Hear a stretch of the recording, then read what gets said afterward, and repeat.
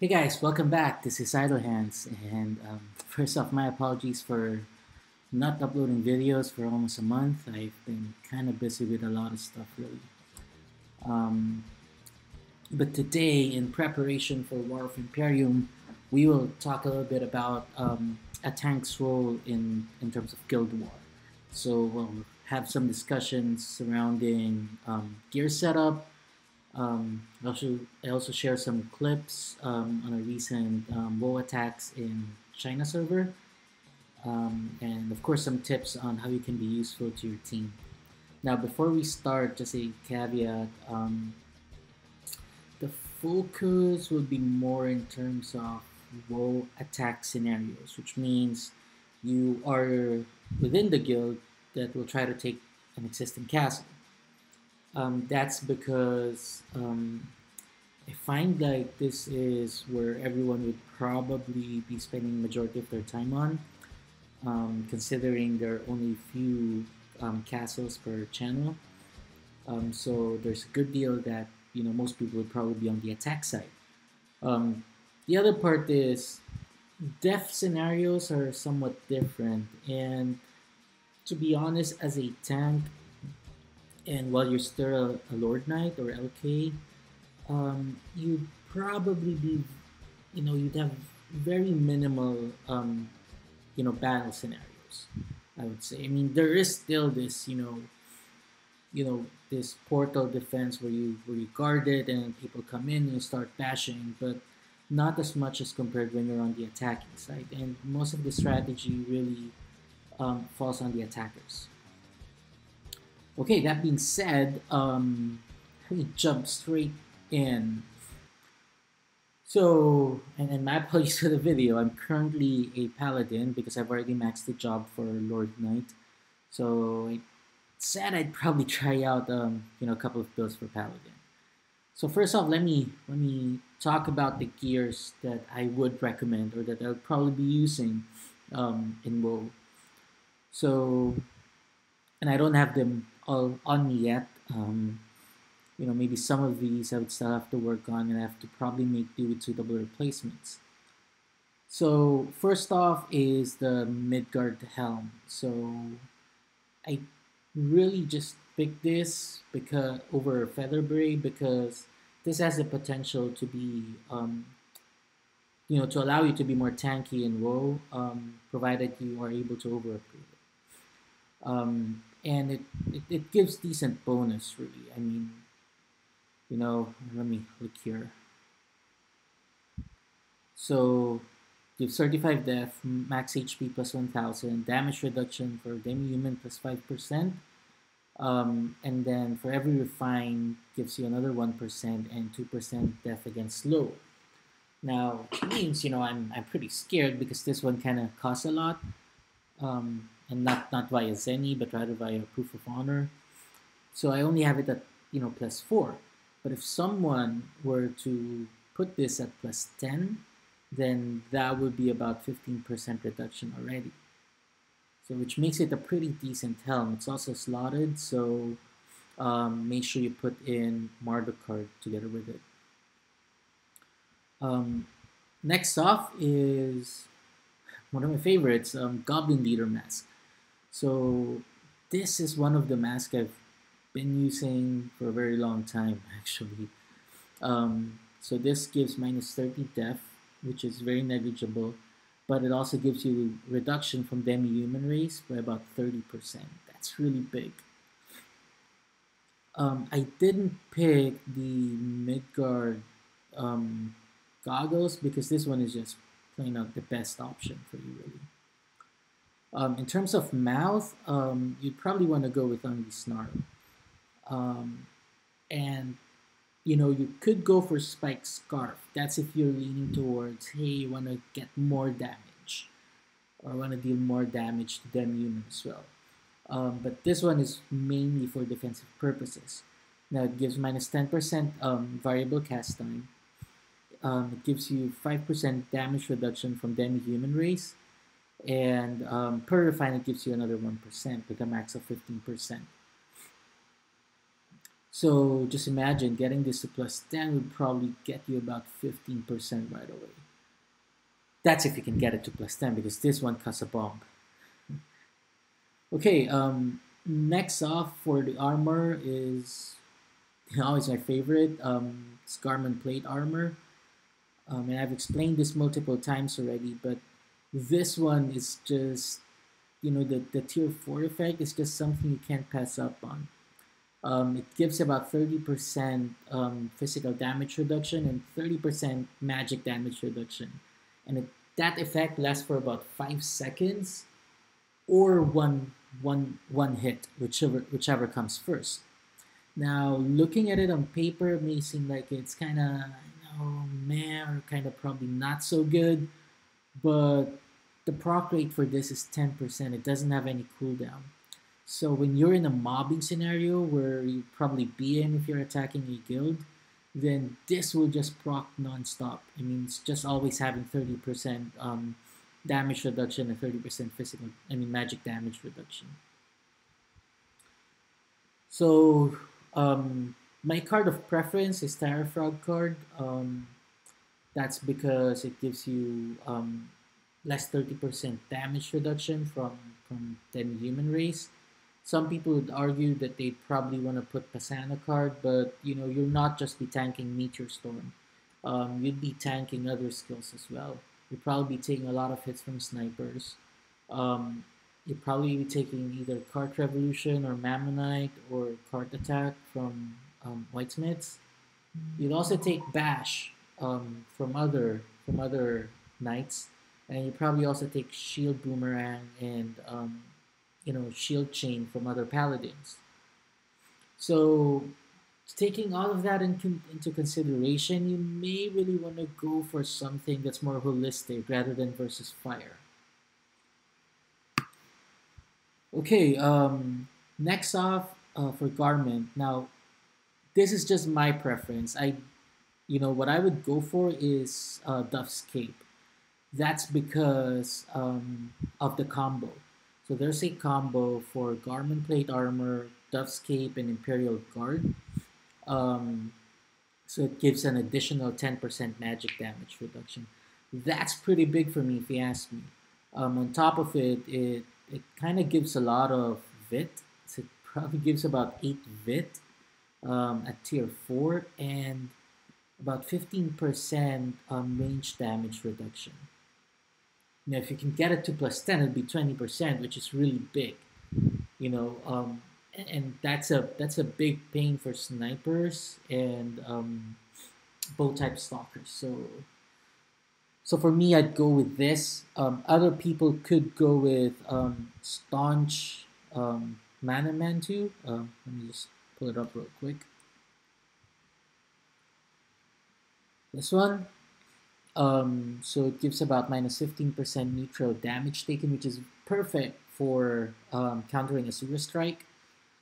And if you pair it with high fashion sandals, which you probably should, you get another 5% magic damage reduction. So pretty good garment, in my opinion. It's really a difficult decision. If you want to pick which one is better over the other, I'd say it's more situational. So you can pick any of these.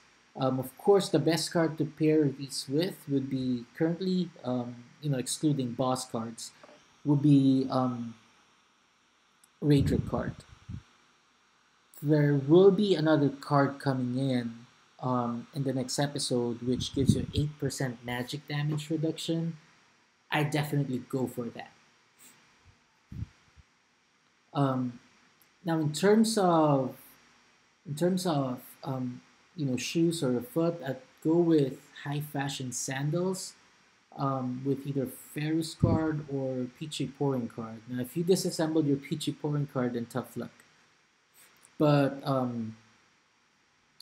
so it's not slotted yet. I probably have to work out how to slot it pretty soon. But anyways, so this gives about 10% move speed, 10 MDef, magic reduction of about 8%, max HP of 200, and if you pair it with Staunch Mana Mantu, then you get another 5% magic damage reduction. Now, This one is one of my favorites because this really just makes you tankier, versus magic. Now, people could argue that Rune Boots is probably better, and yes, it's probably better if you plan on dealing huge damage, but I'm leaning more towards defensive side. I'm about survivability, and I'll tell you later on why. And so for that purpose, I'd rather choose this. So again, may probably want to get this to about +8. So get a high heels to +10, then upgrade it to high fashion sandals and slot it. Now Ferris card, these are my two options when it comes to the cards here. So Ferris card gives you about 2 vit and about 10% max HP. Peachy pouring card gives about 1 to all attributes, max HP plus 4%, and about 2% move speed. So it's pretty obvious Ferris will make you survive longer. But if you don't have Ferris, you can use the Peachy Pouring card, which you would have gotten for free anyways. Um, so you get 4% plus additional move speed and attribute bonus. Another option you could go for would be Martyr card, more of an economical choice, but 5% max HP. Um, Varied card would also be good. It's about 8% max HP and 8% max SP. Now, my dream card for shoes is actually Dark Lord. And ever since we started doing War of Imperium in China, this has always been one of my favorites. That's because of the meteor effect. So it gives about chance to cast level 10 meteor storm on your attackers whenever you receive damage. So just imagine you going into the portal and taking damage, and then suddenly a couple of balls of meteorites drops on your opponents and stunning them. This is the perfect card whenever you want to penetrate any portal depth. Okay, just a second.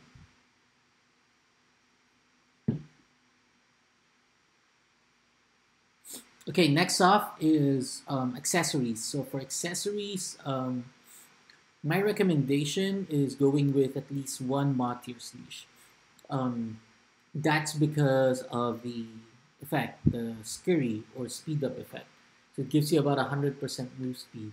Now you need this move speed for two reasons. One is, um, you know, if you want to get out of a crowd control kill box, like if there's Quagmire, if there are hell plans, and you need to get out of it real quickly, you may want to use Martyr's Leash. The second is the way War of Imperium works is if no one was able to damage the Imperium for the first 15 minutes, then it's done. So the defenders would have won. So which means you need to be able to at least tap or damage the Imperium within 15 minutes. Now, not every portal penetration attempt is successful. So at times some of you may have to try to get through just to reset the Imperium while the others are regrouping. So that's where this would be useful for. Now remember, you also have Frenzy, which gives you additional move speed. So this actually works in combo with that only if you use Martyr's Leash first. Okay, if you use Frenzy first, the speed up from Martyr's Leash will not work. Okay, and then the other option that I have is Endurance Necklace because it just makes you a lot tankier. I don't think I need to explain this. Of course, it would be better if you get Tenacity and Chance on both of these.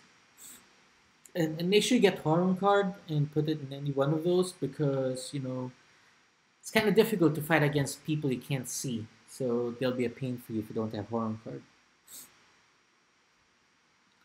Okay, next one. For weapon, of course, it's still Negan, and I would still go with Desert Wolf compared to Hydra. And even if I had two slot, I wouldn't go two Hydra. I would still go one Desert Wolf, one Hydra. And that's because of the Ignore Death effect. Um, you know, Currently it's very difficult. I'd probably say it's impossible, or almost impossible, to get 100% Ignore Death while not wearing Ancient Cape and Rosa Bracelet. But in the future, you'll be able to attain that. Okay, we get You get additional ignore def coming from a new mechanics that will be implemented in War of Imperium. So the blessings. So you can easily get about 10% here, which would really make it easier for you to attain that. And then you can get a couple of morale engines on either Negan or your armor, to supplement or to compensate rather. So yeah, it's just really even if you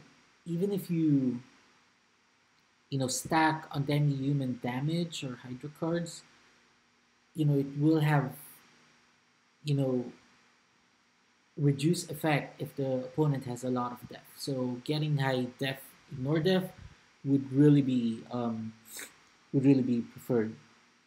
Um, for the offhand, I would say I'd probably go with Imperial Guard with either Mark or Hike or card. Um, Now, Imp Guard I'm getting for two reasons. One is, it gives about 10% damage reduction, which is really big. It gives you 15 crit resist, and if you upgrade it to tier 6 and you have it at plus 10, it gives you another 5 crit resist. So this will reduce the amount of crits you'll take. Now, of course, that will be very minimal impact if you're fighting a crit type assassin cross, but for others with not so high crit, this kind of works wonders. It also has a high def rate, so this is really good. And don't forget, it has a combo with Garment Plate Armor and Dubscape.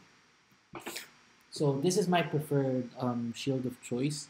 Um, you can either put higher card to get some reflect out of it. So the reflect isn't really enough to kill people, but it kind of gives a shock effect and kind of helps you contribute to damaging them.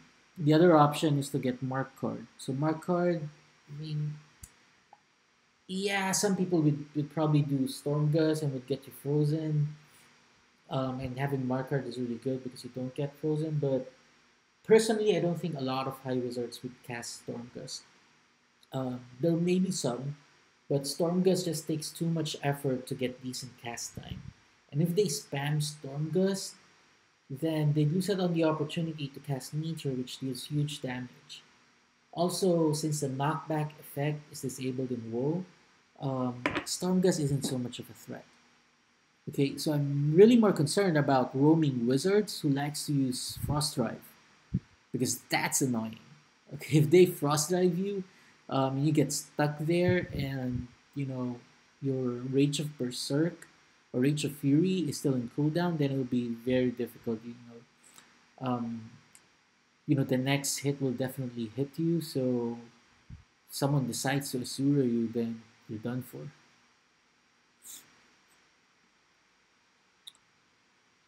Okay. Next off is the back gear. So my personal preference is the Bull Knot Glaze. And I got this from one of the gacha, I forgot which month it was. But this roughly gives about 8% magic damage reduction, and it gives you about 1% of, it gives you about 75 max HP per 1% of magic damage reduction. Now, the HP part, although, yeah, it's kind of good, it's just a bonus. I'm really after the 8% magic damage reduction, but just imagine this. If Garment procs, then, and you have the combo, then you're probably about 40%. Plus this, you have about 48% magic damage reduction. Now, what that will do is, you get about 48 multiplied by 75 max HP. Up until that effect wears off. Now, I'm poor with math, so I won't do the math now, but you can do the math later on. So it gives you a little bit of tankiness. Another option you may want to go for, and we haven't unlocked it yet, but let me just show you. It's really difficult to kind of get all these facilities to level 10, especially if everyone is still working towards gearing themselves up. But, let's see here. Yeah, the Midgard bag gives about 35 HP. It gives about max HP 1000. And for every refine, it raises your damage reduction by about 1% and free stuff by about 2%. Now you get this at plus 10, then you get another 10% damage reduction. So this is a good option. Don't get me wrong. I just prefer the magic damage reduction one. And later on, when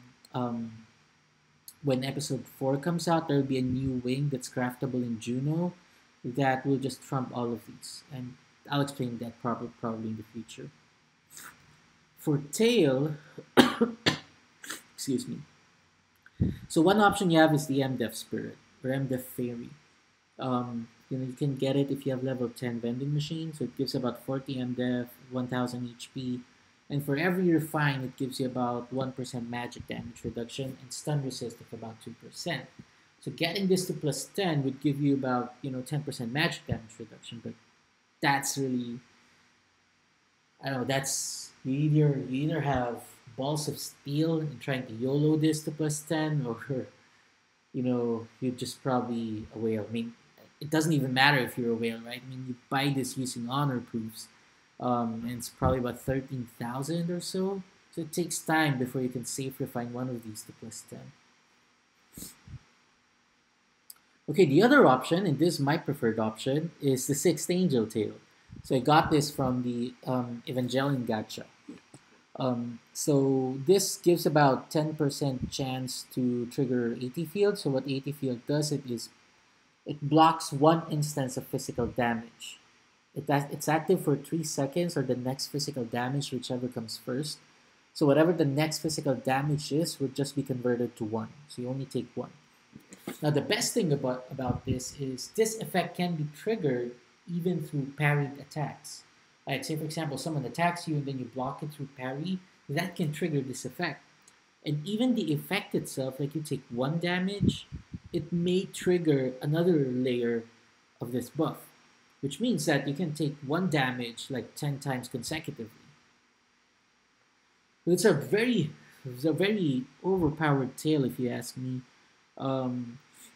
If you get this to plus 4, it gives you about additional 3.2% magic damage reduction.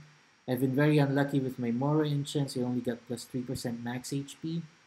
But if you can get about 10% max HP, then this tail will be godly. Okay, so that's it for gears. Stats wise, for me it's probably still gonna be 99 strength, 99 vit. And then the rest you can either put in dex if you want to get some additional damage out of it, or if you want to have a chance to hit high free targets. Although, mind you, just talking about the surplus from your stats, putting it into dex will not really make you hit assassins a lot. Okay, even probably snipers, you'd still end up missing. So you can reallocate that. It's really up to you. You can put it in Agi to get a couple of points for def out of the rune skill. You could also, put some of it in int. It does very minimal in terms of magic tanking, but I don't know. You could get more SP regen, and stuff. Or if you put something in luck, I mean, the game always says luck gives you more resistance to any status debuffs. I haven't seen any proof that it does, but whatever, right? I mean, that remainder is irrelevant stats. You can put it anywhere you want. Skills wise, just don't forget parry and Heart of Steel for me. Really, it's really up to you how you want to build your skill stats.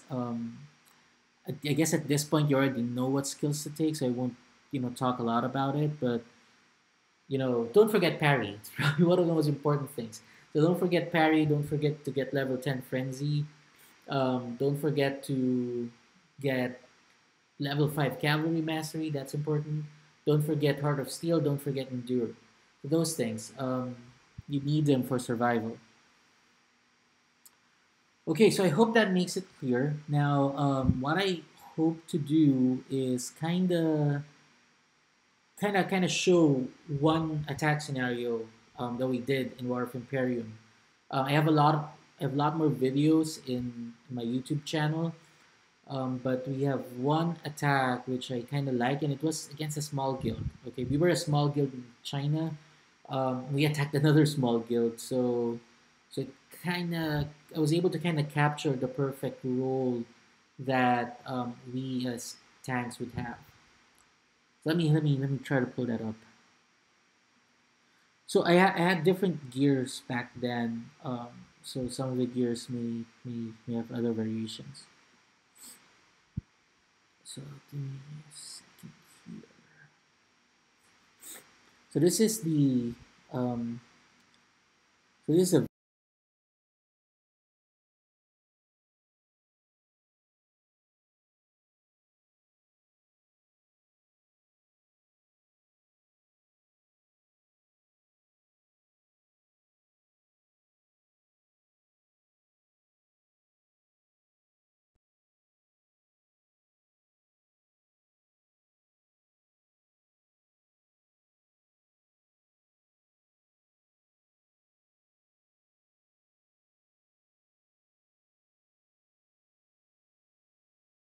we have to make sure that we all go in sync. Okay, so um, essentially we first have to um, regroup here, use all of the buffs that we have, um, and then once our leader gives the go signal to go in, then we can go in.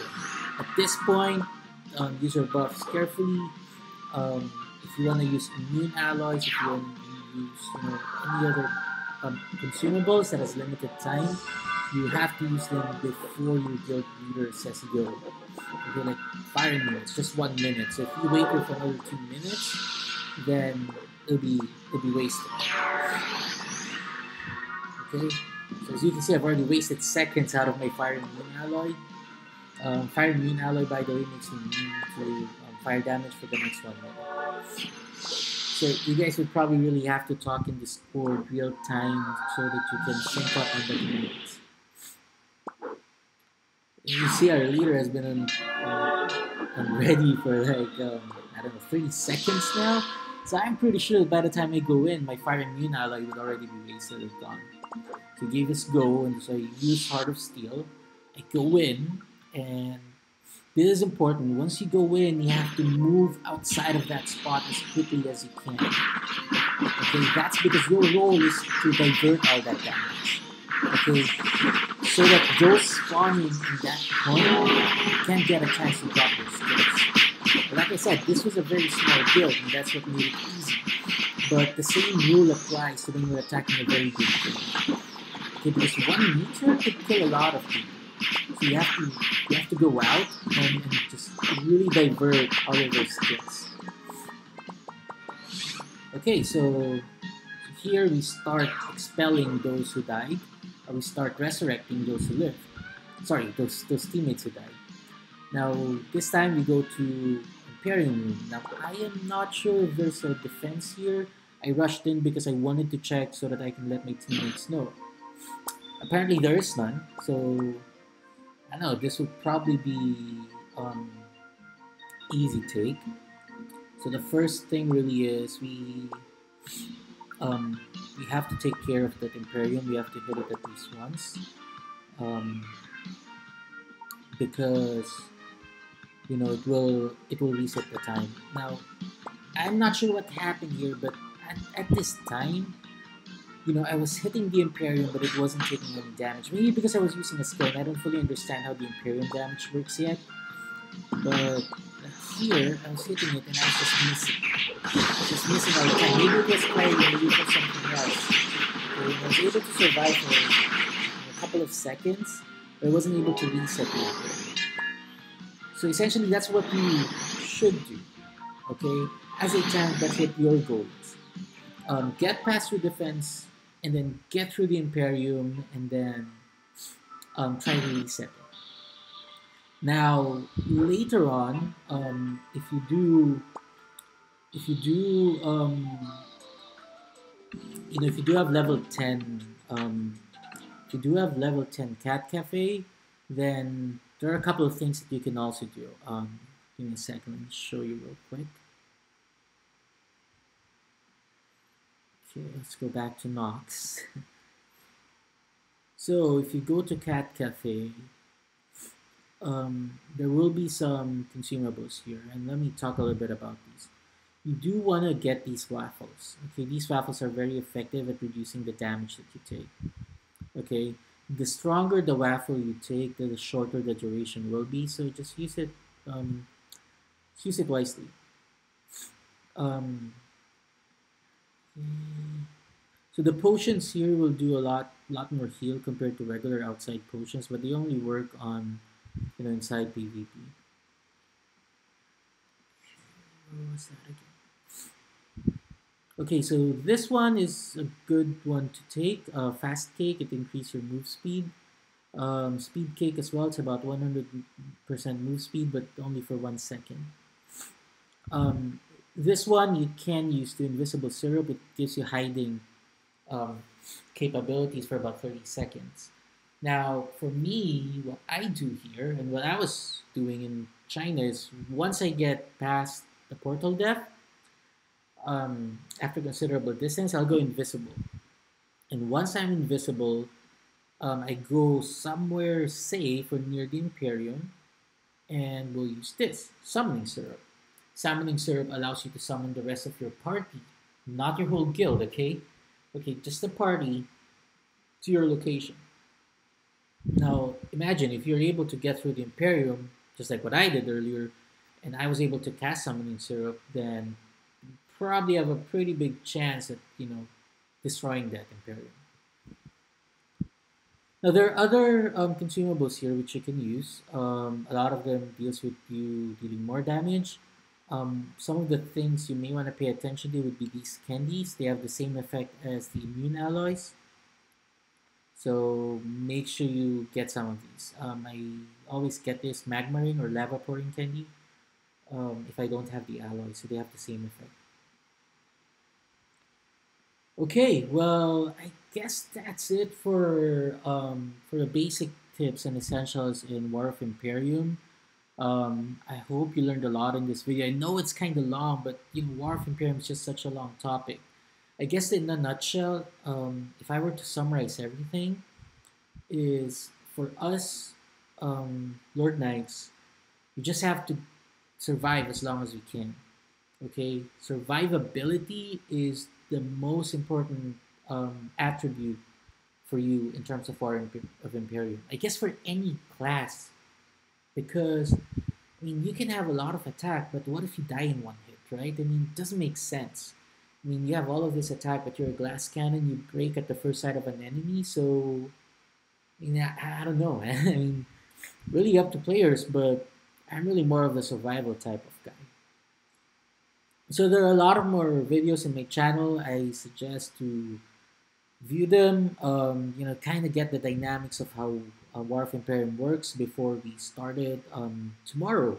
It's tomorrow for us in the Philippines. It's about 10 in the evening up to 11 in the evening.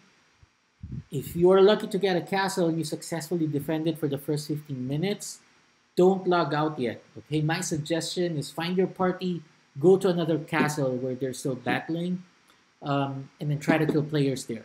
Maximize the amount of honor proof you can get from WoE, because you will need them to improve your stats. Okay, that's it, guys. That's it for our basic guide for War of Imperium. If you do have any questions, please let me know in the comment section below. Also, I would like to get your help in, getting more subscribers. The amount of subscribers we have is very minimal. We are at about 400 subscribers. I'd greatly appreciate if you could get to 1,000 subscribers at least.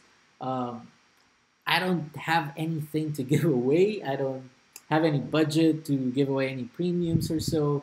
The only thing I can give you guys is information and knowledge, and in terms of how the game works. So yeah, please help me get more subs. Like the video and share it to anyone you think could have good use for it. So again, thanks everyone, and I'll see you in our next video.